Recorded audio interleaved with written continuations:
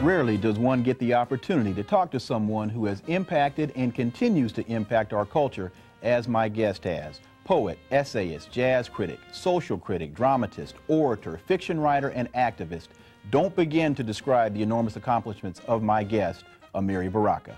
We'll go inside the issues with Amiri Baraka when we return.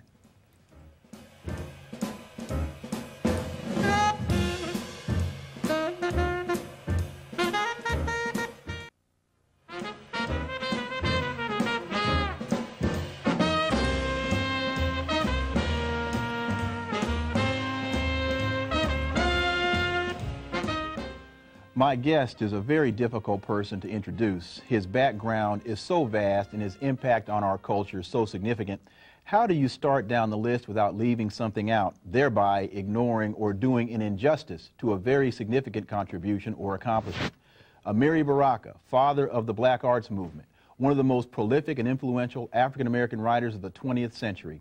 His list of books and articles too vast to mention here, other than, we'll say, Black Fire and Blues People. A widely published poet, playwright, essayist, fictionist, journalist. He founded the Black Arts Repertory Theater School, an institute that quickly became a model for the development of black culture centers in the 60s.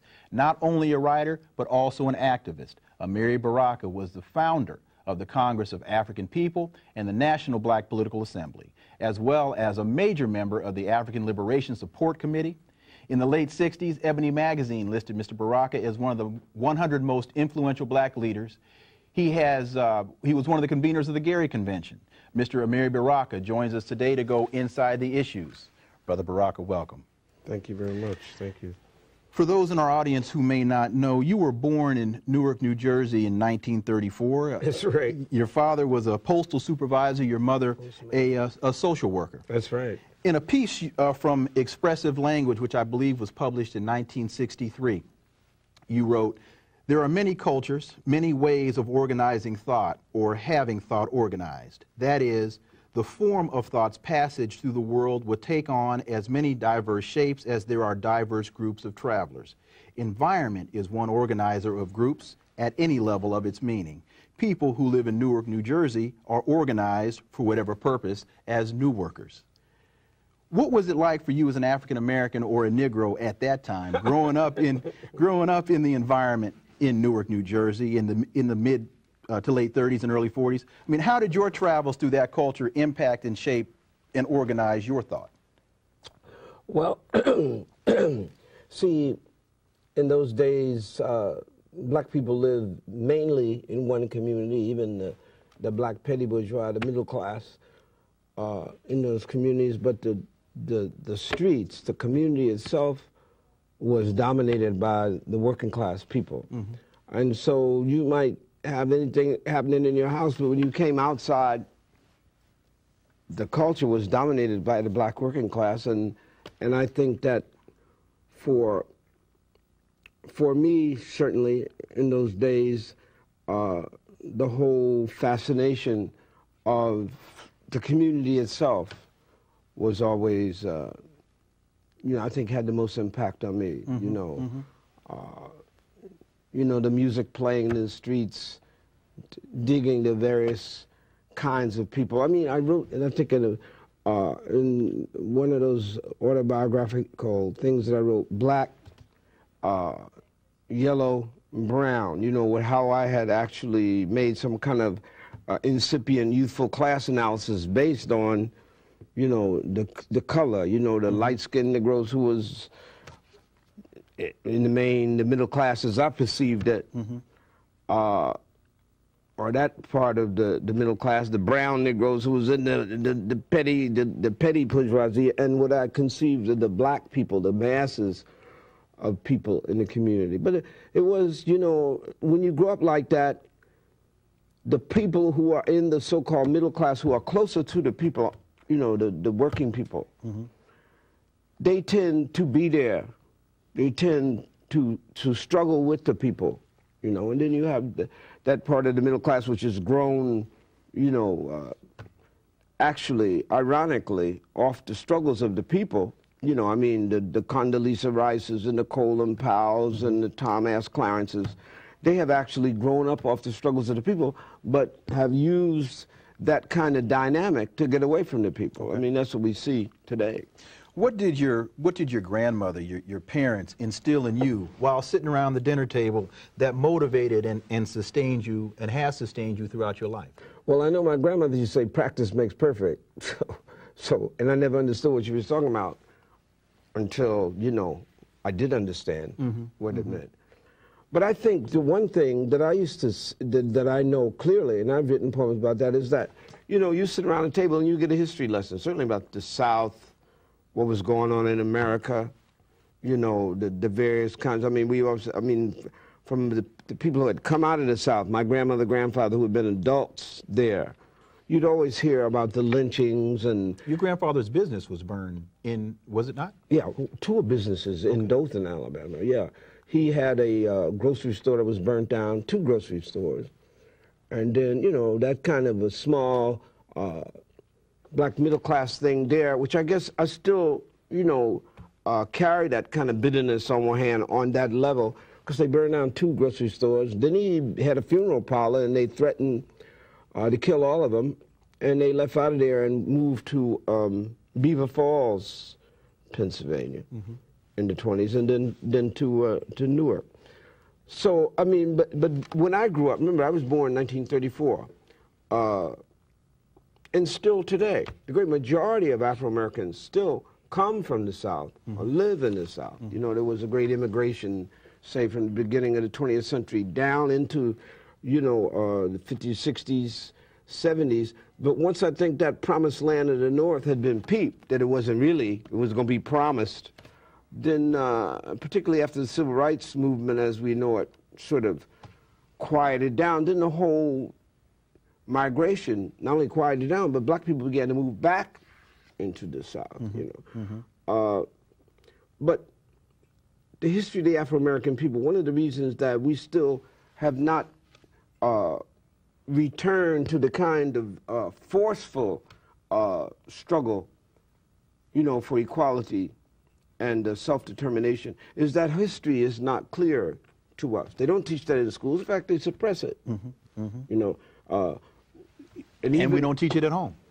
Well, it depends. To the degree that we should. Yeah, it depends. I mean, because remember, a lot of our people are illiterate people. You see, even though the youthful generation is perhaps, they say, according to Dun & Bradstreet, the largest increase of reading, which is why you have this flood of Negro literature, you know, trash, because they found out that young black people now do read. That old saw about, you know, you want to hide something from black people, put it in the book. Right. That's not true anymore. But the point is that we still, with our 40 to 50 million people, our $500 billion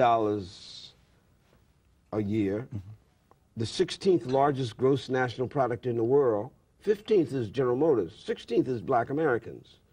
Yeah, we have more money than India, you know, Argentina, you know. So with all that wealth, what's lacking is some kind of clarity on how that is to be used. Some kind of stable political organization. We say the Garrett Convention, that's what that was to do. To put together a stable political organization, not because we think we're separate, but because we are here. And we need some kind of consistent overview on how to deal with America. Well, it's not a matter of being separate. It's a matter of having a history that, in that history, brings about different needs, and with those different needs brings about different solutions, and you need different political insight in order to bring that about. Well, what Du Bois said about the double consciousness is true, except, you know, that we are black and Americans at the same time, and we're trying to put that together. But we must put that together, see, because there's no doubt we are black. We shouldn't have to question that, although we need a cultural revolution, seems like every 10 years for those people who are like psychologically damaged, who don't understand that. We are definitely black. But the thing about America, in quotes, is always in contention. The struggle to be citizens, to have equal rights, to have democracy, so that people who try to separate, say, separatism and integration, that's a false concept. You understand? Although we might have gone for it, it's false. You know, the question is, we struggle, we have to use both, we have two hands. One of those, we struggle for equality as Americans. We want anything Americans have got except their stupidity, their foolishness, their white supremacy. But at the same time, we have to struggle for self-determination. We must do what we feel we have to do to make progress. So those are the two aspects of our struggle.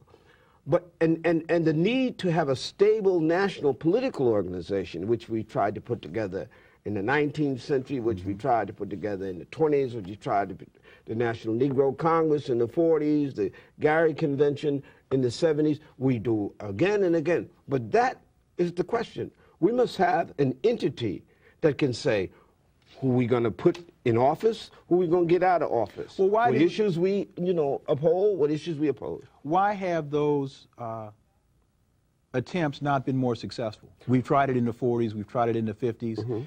The Gary Conference, why have those things not been more successful? Let's start at the most recent. Okay. When you're talking about old time, when you talk about 19th century slavery, they just kill you, shoot you. The development of the productive forces, our education, what we work at, what are our concerns. Now, in the 60s and the 70s, when we finally came back again to that, you see, what happened? Well, this was the fatal flaw. First of all, we developed a middle class, a petty bourgeoisie, where if you look at the Gary Convention, you got 4 or 5 black congresspersons. After that, you have this concerted development of black electoral politicians, and then they began, not all, but they began to think, one, they did not need to be identified with the militants.